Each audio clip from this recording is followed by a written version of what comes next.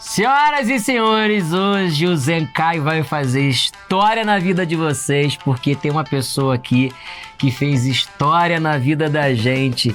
Zódia Pereira, coisa linda! Ela falou assim, Fred, não fica longe de mim na entrevista, não. Tem que ficar curtinho, né? Dá curtinho. Mas a gente vai continuar esse lovezinho daqui a pouquinho, depois da vinheta, né, não, Zodinha?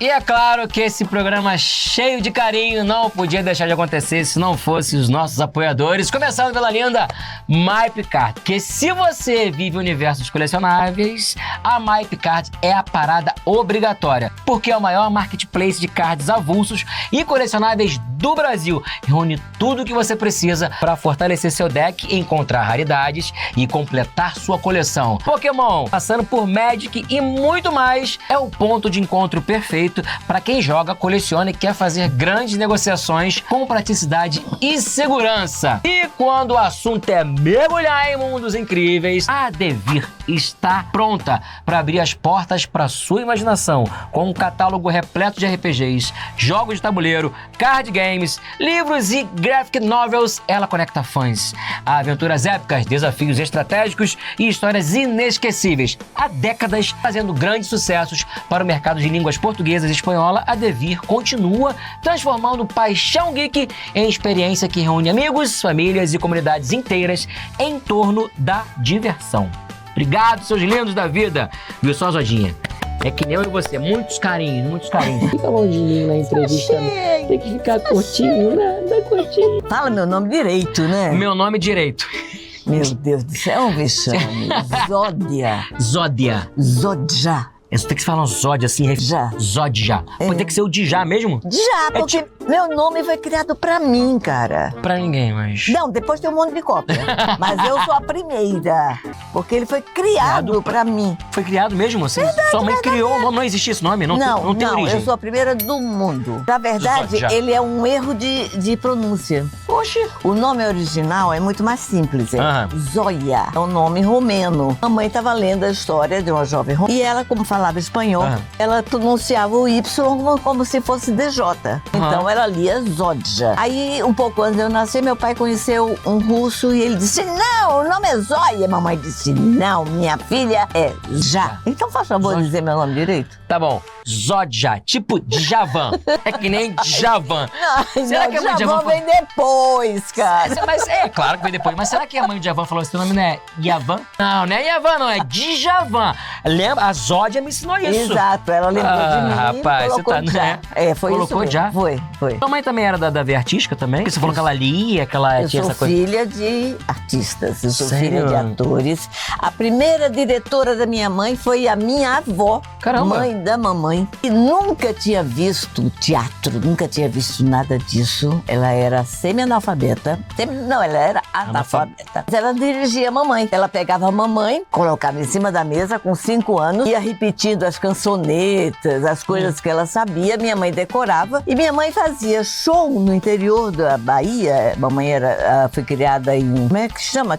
A terra do cacau? A terra do cacau? Ai, meu Chocolate. Deus. Parece que bebe. Produção, onde é que é a terra do cacau? Não lembro. Mamãe saiu, foi capa de revista lá, de uma revista chamada Única. Única? Que era uma revista tão famosa que a TV Cultura aqui fez um programa só sobre essa Ilhéus. Ilhéus. Ilhéus. Tá. E mamãe fazia show. Ela cantava, dançava, sapateava, tocava piano. Isso com 10, 11 anos. Nessa época tinha essa coisa do artista ser, não pode ser artista não, vai ser, sabe? Nessa época, artista era artista. Isso veio muito depois. Meu pai também era ator. Que legal, Zódia. Então, que legal. eu nasci Sempre assim. foi do berço da arte. Você chegou a presenciar em muitos espetáculos da sua mãe? Eu tava na barriga da mamãe. Você lembra? Mamãe grávida de mim, ela fazia ponto. Sabe, antigamente os teatros tinham uma caixinha na frente do palco, assim, entre os atores e a plateia. Tinha uma casinha, assim, onde ficava uma pessoa lendo o texto, porque os atores faziam muitas peças. As temporadas tinham 5, 6 peças. E, pra não confundir o texto, ficava o ponto. Então, mamãe grávida de mim, ela não podia estar no palco, ela fazia ponto. Fazia o ponto, passava as falas pros atores. Isso. Então, antigamente no teatro tinha aquela casinha, tipo um bunkerzinho, né? Exatamente, ficava ali. Que legal. Você, nos teatros antigos, você ainda tem o buraquinho ali do ponto. E será que isso é a origem do nosso ponto que a gente hoje em dia, pra apresentar programa, pra fazer essas coisas, ponto, a origem vem disso, né? E papai dirigia as peças que eles faziam. Eles tinham uma companhia de teatro. Viajava muito, assim, o Brasil? Viajava ali pelo interior do Rio Grande do Norte, né? E eu estraguei uma das peças da mamãe, eles estavam fazendo Deus lhe pague. E ela fazia... Que é de quem, Deus lhe pague? Gente... Ilhéus. E o quê? Tá louco? Deus lhe pague. Esqueci, né? Ela tava fazendo Deus lhe pague e ela fazia Mulher do Patrão. Não sei se você conhece a peça. A peça é muito bonita. O personagem central é um mendigo que não é mendigo. Ele tem uma família, ele tem uma história. Então ele é profissional, um mendigo profissional. E ela fazia a mulher do patrão desse mendigo que enlouquecia. E ela entra em cena assim, gritando. E eu da plateia grito, estraguei a cena dramática. Eu devia ter os dois ali no Teatro Alberto Maranhão, em Natal. Você seguiu muito tudo que tua mãe fazia de cantar, dançar e essas coisas? A minha mãe era minha ídola. Eu achava a mulher mais bonita do mundo. Eu queria ser exatamente igual à minha mãe. E eu acho que, de uma certa forma, eu até consegui parecer fisicamente com ela, né? Era meu orgulho. As pessoas sempre achavam essa similaridade. E, na verdade, ser artista foi uma consequência. Não houve uma escolha.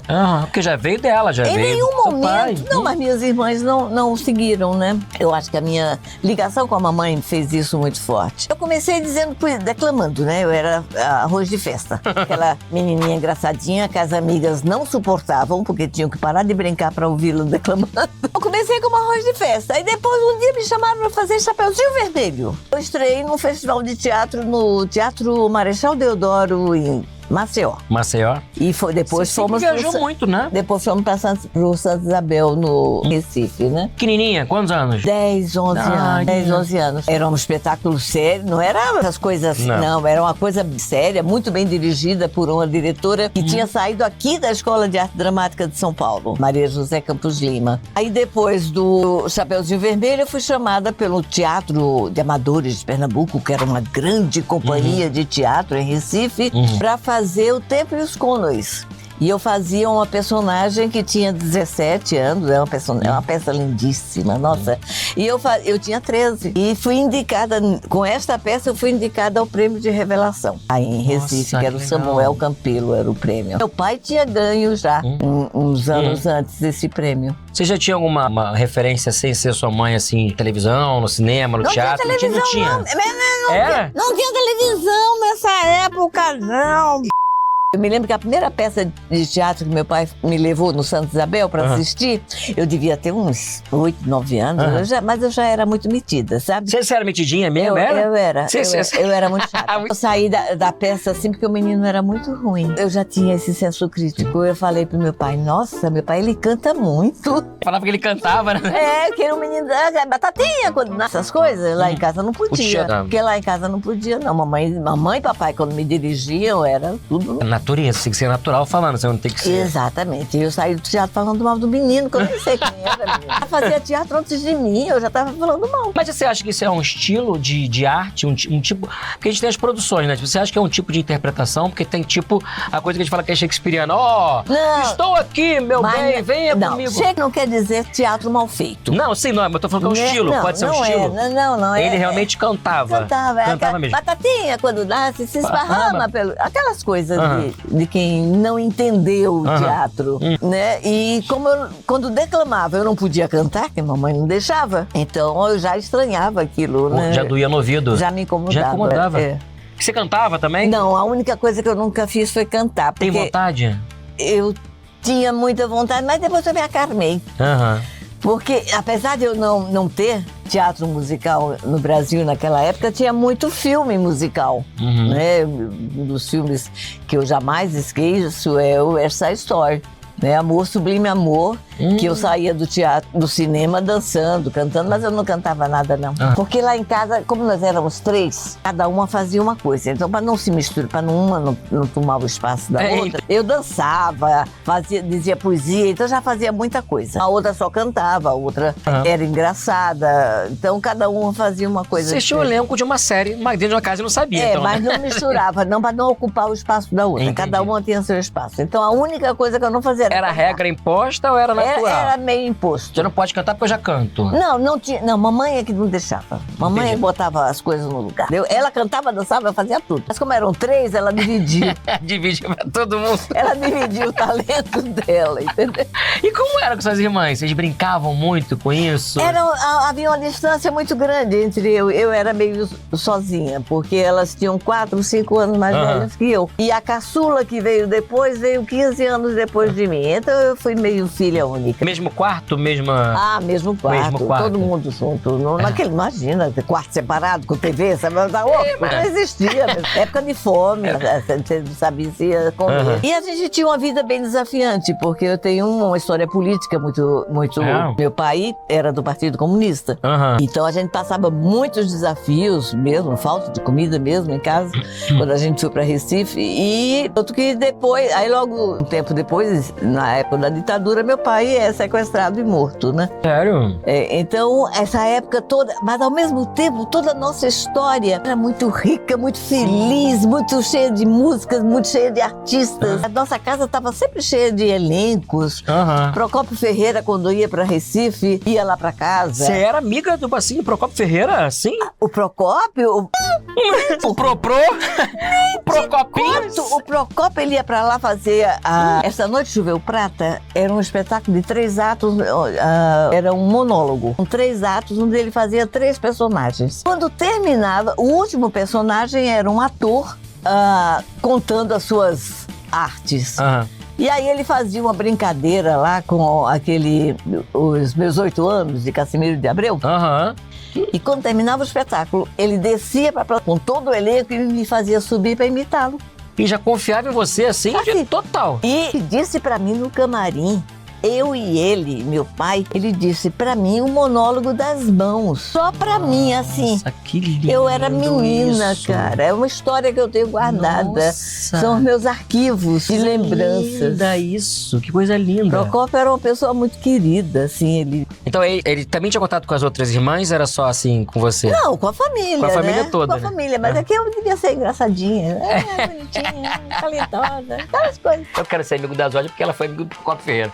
Fica me chamando de Azódia. Você não sabe que durante um tempo, em São Paulo, o meu nome artístico era Azódia. Tinha um A antes, tinha. O artigo. Não tinha não, porque o meu nome é Zódia. Zódia. Mas em São Paulo tem uma mania de chamar as pessoas com o pronome antes. O pronome, né? É o Fred, a Zódia. E aí, como aqui se escalava, tinha uma lista por ordem alfabética, eu era a última na lista. Antes de mim só tinha a Zaira. Tinha que colocar o A antes. Aí me chamaram aquele negócio de Azódia. Aí eu disse, gente, eu fiz uma numerologia e meu nome agora é Azódia. Agora você mudou assim? É, eu mudei. Mudou. Aí eu passei... Pra ser já a primeira da lista. Zaira ficou louca. E aí ela soube. Ela botou A Zaira, pronto, pra poder ficar na frente. Mas aí não adiantou nada que eles puseram a crase no ar. Tira no para o ímpar logo que resolve. E São Paulo, como é que você viajou tanto? Hoje você é de São Paulo. Eu sou mais paulistana hoje. Você já pisava aqui antes? Nunca pensei em vir pra cá. Eu vim pra cá, eu já estava... Eu começo minha carreira em Recife de verdade, né? Eu começo exatamente na ditadura. Exatamente na ditadura.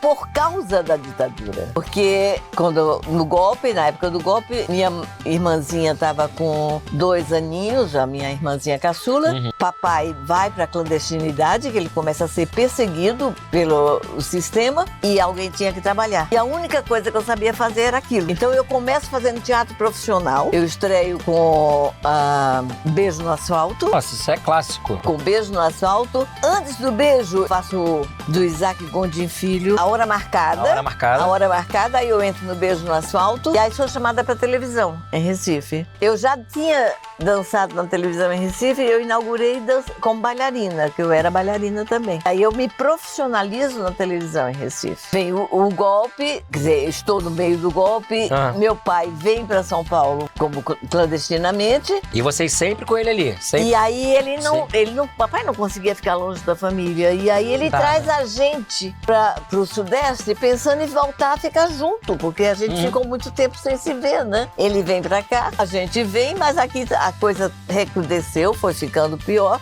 E a gente teve que ficar separado mesmo. E aí, logo que eu chego aqui, eu sou chamada, eu vou pro Teatro de Arena, eu começo em São Paulo, no Grupo Opinião do Rio de Janeiro, que era o pessoal que eu conhecia de Recife, o Vianinha, o Agildo, já conhecia o Agildo Ribeiro, o Vianinha, o filho do Oswaldo Vianinha, filho. No Se Correr o Bicho Pega, Se Ficar o Bicho Come. A gente faz o bicho no Teatro Ruth. Acaba o bicho, eu vou fazer um teste no Teatro de Arena. E abri o Núcleo 2 do Teatro de Arena, com a direção de Isaías Almada, Zanoni Ferriti, Luiz Serra, Arutim, Luiz Carlos Arutim, que trabalhou na Globo. E suas irmãs, onde é que estavam nessa época aí? As minhas irmãs tinham feito Fundação Getúlio Vargas no Rio de Janeiro, administração. Elas não foram pra arte. Elas faziam arte, né? Cantavam, dançavam, faziam essas coisas, mas não profissionalmente. Porque nessa época do golpe elas estavam casando, né? Então a que se profissionalizou fui eu. Aí acabou, né? A partir daí,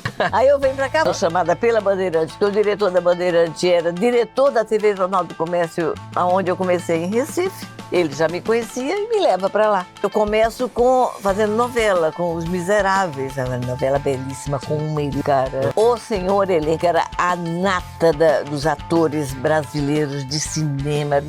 Aí, mas você se via no meio dessa galera toda? Porque assim, já tava normal pra você, né?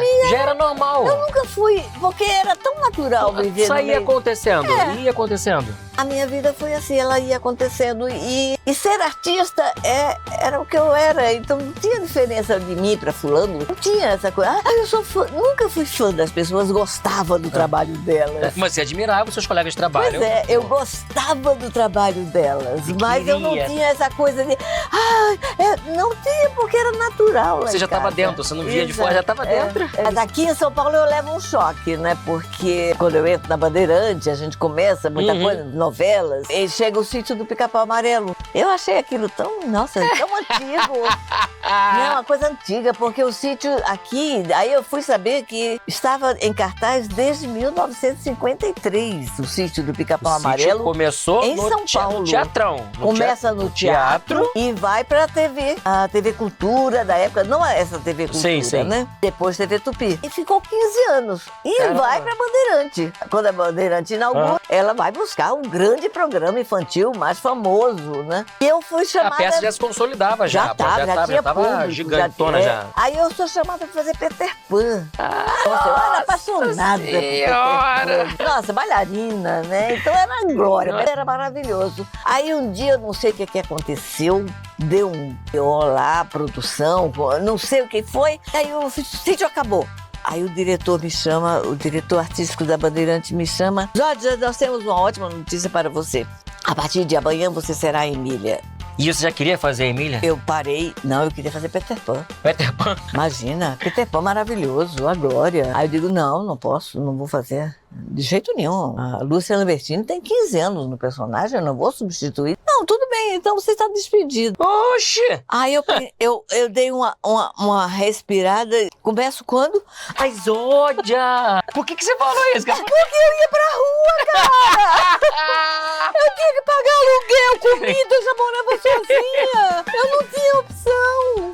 E ele foi tão, assim, tão... Direto, né? Direto. Que legal! Achei legal. Não, isso foi tão sério. Eu me preparei, mudou todo o elenco do sítio. Eles mudaram tudo, porque o elenco inteiro saiu. Ficou o Júlio Gouveia, que era o produtor do programa, Júlio Gouveia, Tatiana Belink. E aí, no dia da minha estreia, tudo preparado, maquiada. Quando eu cheguei na porta do estúdio, eu me lembro até hoje, era aquelas portas grandonas, não era a entradinha, não. Eu fui pela porta onde entrava cenário. Quando eu cheguei assim, eu travei. Hoje eu sei o que é que eu tive. Eu tive uma crise de pânico. Que naquela época ninguém sabia que era. Hoje tem ansiedade, tem pânico, essas besteiras. Graças a Deus ninguém sabia, então eu passei por ela numa boa. Mas hoje eu sei que aquilo foi uma crise de... Eu Mas você tava parei muito na preocupada? porta. Você tava se cobrando muito, tava achando... Não tava. Quer dizer, pelo menos conscientemente. Né? Quando eu cheguei na porta, eu travei, eu não dava um passo pra frente, pra trás, eu tremia, feito uma vara verde, e não conseguia sair do lugar. Minha sorte é que o Júlio Gouveia era psiquiatra, aí me pegou, me deu alguma coisa que eu não sei o que é. Chá de camomila. Eu não sei o que foi que ele me deu, eu sei que eu entrei em cena e fiz. Mas dali pra frente foi. Quanto tempo de sítio? Eu fiz, foi 1 ano, todos os dias, né? Era todos os dias que a gente fazia. Eu era assistente de produção. Eu entrei como Peter Pan e também como assistente de produção. Mas você se sentia assim o tempo todo em cena, tu olhava assim, aquela luz ali, acho que não. Não, eu entrava e fazia. Pra mim era natural fazer, porque eu aprendi a ler em peças de teatro. A minha primeira leitura foi uma peça de teatro, e por isso que eu acho estranho hoje quando eu vejo um ator que não sabe ler um texto. Não sabe... Assim, você lê mesmo ou interpretar? Lê mesmo, vírgula, ponto? Sim, porque eu não sei fazer a tal da leitura branca. Aquilo eu não sei fazer, não. É o famoso voice-over. Que esquisito. Como eu faço uma leitura branca de um texto que tem vírgula, que tem ponto? Tá escrito lá. Tem entonação, tem inflexão, tem emoção, ali. tem informação. Tá tudo no texto, né? Então, pra mim, era meio desafiante fazer isso. Eu recebi os telefonemas do público que amava a Lúcia Lambertini, que tinha 15 anos, e falando mal de mim. Ah, é? Caramba! E aí Mas assim, ligavam pra sua casa? Não, ligava na Bandeirante. Na Bandeirante. E eu atendia, né? A produção. Ah, que a galera não sabia que tá falando com a Emília, então. Não sabia. Foi ligar pra falar da Emília, falando com a Emília. Ih, rapaz! Mas foi muito interessante isso, porque trabalhei muito ego, foi uma dor muito profunda. Te doeu muito porque eu isso, tinha cada ligação. saído de Recife muito estrela. Entendi. Em Recife eu tinha fã-clube, eu tinha, sabe assim? Então foi um aprendizado muito, muito profundo e muito importante pra mim isso. E aos poucos eu comecei a receber as respostas diferentes, né? Das pessoas elogiando o trabalho. Já tinha o equilíbrio, tinha gente falando mal, tinha gente... Não, no começo foi uma lambada porque só, foi mudança, né? Mudança de personagem é bem desafiante. 15 anos, Sim. imagina, uma boneca. Toda novela, todo personagem forte é assim, né? Até na dublagem acontece isso. Quando muda a voz, a galera... Porque na dublagem existe uma coisa esquisita, não pode trocar.